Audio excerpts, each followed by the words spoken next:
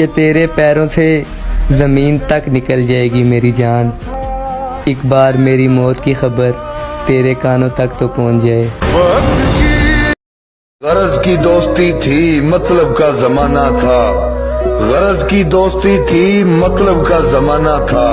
दिल में दुश्मनी थी, दोस्ती का बहाना था। किसी ने हमसे पूछा कि इतने अकेले अकेले क्यों रहते हो।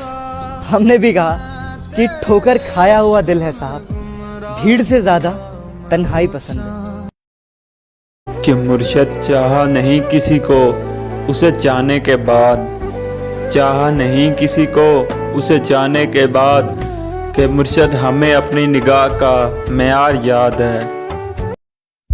टूट जाते हैं दिल इश्क के दरबारों में, लौट जाते हैं आशिक बर्फ के अंगारों में।